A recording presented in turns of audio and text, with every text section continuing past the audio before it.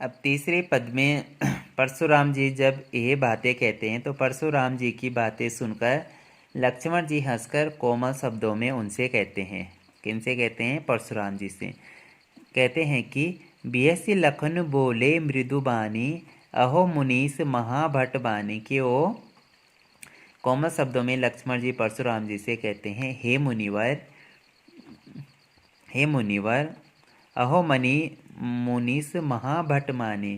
कहते हैं कि हे मुनिवर, तो आप स्वयं को महान योद्धा समझते हैं, बार बार मुझे कुल्हाड़ी दिखाते हैं। पुनि पुनि मोहि देखाव कोठारो, चहत उड़ावन फूकी पहाड़ो। कि आप तो मुझे बार बार कुल्हाड़ी दिखाते हैं और ऐसा लगता है जैसे आप अपनी फूंक से सारा पहाड़ी उड़ाना चाहते हो। यहाँ कुम्हड़ बतिया को नाही, जे तर्जनी देख ही मर जाए। आगे लक्ष्मण जी कहते हैं कि यहाँ कोई कुम्हड़े की बतिया नहीं है जो तर्जनी उंगली को देखते ही मर जाती है। ठीक, कुम्हड़े की बतिया कहते हैं जो छुई मुई का पेड़ रहता है, उसी टाइप प्रकार का रहता है जिसको छूने से ही वो समाप्त हो जाता है। तो कुम्हड़ बतिया भी एक वैसा ही है जिसको छूने से ही वो समाप्त हो जाते हैं। तो लक्ष्मण जी परशुराम जी को कहते हैं कि हम कोई कुम्हड़ की बतिया नहीं है कि जो आप हमें छुओ तो हम वहीं पे मर जाएंगे। ठीक है। देखी कुठार सरासन बाना, मैं कछु कहा सहित अभिमाना। ठीक है, आप क्या कर रहे हैं? अब लक्ष्मण जी आगे कहते हैं कि हम कोई कुम्हड़े की बतिया नहीं है जो तर्जनी उंगली को देखते ही मर जाती हैं। आपके पास कुल्हाड़ी और धनुष बाण देख कर ही मैं आपसे कुछ अभिमान से बोल रहा हूँ। ठीक है। ब्रेग सुत समुझ जनेऊ बिलो की, जो कछु कहो सहो ऋषि सो की। आगे लक्ष्मण जी कहते हैं कि आप भृंगुवंशी हैं, आप योगोपवीत धारण किए हुए हैं, इसलिए जो कुछ आप कह रहे हैं उसे मैं अपना क्रोध रोककर सह लेता हूँ। ठीक है। उसके बाद वो कहते हैं किर सुर महिसुर हरिजन अरुगाई, हमरे कुल इन्हें पर न सुराए। कि आगे वो कहते हैं लक्ष्मण जी कि आगे वो कहते हैं कि हमारे कुल में जो देवता हैं, ब्राह्मण हैं, भगवान के भक्त और गाय पर यहाँ हमारे कुल में वीरता नहीं दिखाई जाती, अर्थात इनको मारा नहीं जाता है, क्योंकि इनके मारने से पाप लगता है और इससे पराजित होने पर अपकीर्ति होती है।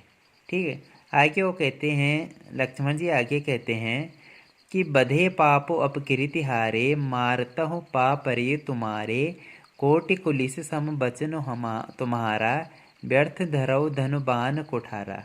कि आगे लक्ष्मण जी कहते हैं कि इसलिए आप मुझे मारे तो भी मैं आपके चरणों में ही शीश झुकाऊंगा। आपका एक एक वचन ही करोड़ों वज्रों की मार के समान है। ठीक है। उसके बाद वो कहते हैं कि कोटि कलश सम बचन तुम्हारा, व्यर्थ धरौ धनु बान कुठारा, जो बिलो की अनुचित कहे ओ क्षमहु महामुनि धीर, सुनि सरोस भृगुवसमानी बोले गिरा गंभीर। कि आगे लक्ष्मण जी कहते हैं कि करोड़ों वज्रों की मार के समान है, धनुष बाण और एक कुल्हाड़ो तो आप बेकार ही धारण करते हैं। आपके धनुष बाण और कुल्हाड़े को देखकर मैंने आपसे कुछ अनुचित कह दिया हो तो उसे क्षमा कीजिए। ठीक है। उसके बाद अब देखो लक्ष्मण जी की ऐसी ऐसी बातें के सुनकर परशुराम जी को और गुस्सा बढ़ता है या उनको क्रोध आता ही रहता है, और वे उसके बाद वो क्या करते हैं, सभा में जो विश्वामित्र जी रहते हैं उनसे कहते हैं। कौन? परशुराम जी विश्वामित्र जी से कहते हैं, हे कौशिक, कहते हैं कि कौशिक सुनहु मंद यही बालको, कुटिल काल बस निज कुल घातक। वो कहते हैं, परशुराम जी विश्वामित्र जी से कहते हैं, हे विश्वामित्र सुनो, यह बालक अत्यंत कुबुद्धि और कुटिल है, काल के वशीभूत होकर यह अपने कुल का घातक बन रहा है। भानु बस राकेश कलंको, निपट रिरंकुश अबुदो असंको। कि आगे परशुराम जी कहते हैं विश्वामित्र जी से कि सूर्यवंश रूपी जो पूर्ण चंद्र उदित हुआ है, यह लक्ष्मण उसका कलंक बनना चाहता है।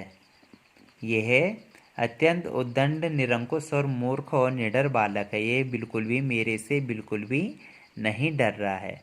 काल काल कवल होई छन माही, कहे पुकारे खोई मोहि नाय।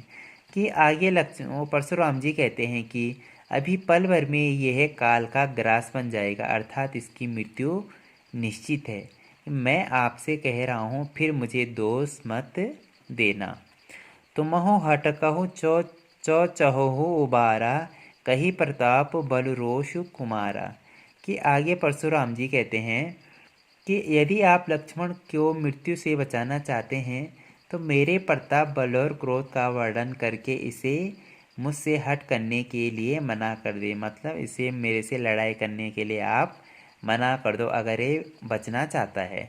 तो उसके बाद क्या होता है कि परशुराम जी की बातें सुनकर लक्ष्मण जी फिर बोल पड़े। अब जब परशुराम जी ने ये बातें कही तो फिर लक्ष्मण जी परशुराम जी से कहने लगे, हे मुनि, लखन कहे मुनि सुजुस तुम्हारा, तुम है अछत को बरने पारा। कहते हैं कि हे मुनि, आपका सुयश आपके अलावा दूसरा कौन वर्णन कर सकता है। आपका जो व्यवहार है उसका वर्णन आपके अलावा कोई कर ही नहीं सकता है। ठीक है, ठीक है। लखन कहे मुनि सुजुस तुम्हारा, तुम ही अछत को बरने पारा। अपने मुँह तुम आपने करनी, बार अनेक भांति बहु कर बरनी। कि आगे क्या कहते हैं लक्ष्मण जी, आगे कहते हैं कि यदि आपको कि आपने अभी तक अनेक बार अपनी करनी अपने ही मुँह से बखानी है। अपने बारे में तुमने अपने ही मुँह से अनेक बार कहा है। यदि आपको फिर भी संतोष न हुआ हो तो और भी कह डालिए। अपना क्रोध रोकर असहनीय दुख ना उठाए। न संतोष न पुण्य कुछ कहो, जनि रिस रोग दुसहु दुख सहु। वीर व्रति तुम धीर अछोबा, गारी देत न पावहु शोभा। कि आगे लक्ष्मण जी कहते हैं कि अपना क्रोध रोकर असहनीय दुख न उठाए। अगर तुम्हें गुस्सा आ रहा है तो उस गुस्से को बाहर निकालिए, उसका दुख मत उठाए। आप वीर हैं, धैर्य धारण करते हैं, आपको किस प्रकार का क्षोभ भी नहीं है, परंतु आप मुझे गाली दे रही हैं, वह आपको शोभा नहीं देता है। शूर समर करनी करहि, कही न जनावहि आपो। विद्यमान रन पाए रिपु कायर, कथई प्रतापो। कि आगे लक्ष्मण जी कहते हैं कि सूरवीर तो युद्ध में अपनी वीरता का प्रदर्शन करते हैं। जो वीर लोग रहते हैं वो वीरता में वो युद्ध में अपनी वीरता का प्रदर्शन करते हैं। वे अपनी वीरता का बखान नहीं करते हैं। शत्रु को युद्ध के लिए आया जानकर कायर व्यक्ति ही अपनी वीरता की डींग मारा करते हैं। ठीक है, लक्ष्मण जी ने ये बातें किससे? परशुराम जी से कही।